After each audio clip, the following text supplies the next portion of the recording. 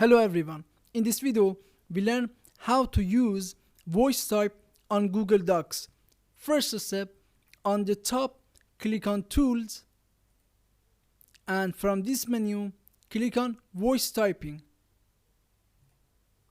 Now, click on microphone icon in your left, and for first time on your browser, you must use your microphone and click on allow this time or allow on every visit based on your needs. We must click on allow this time.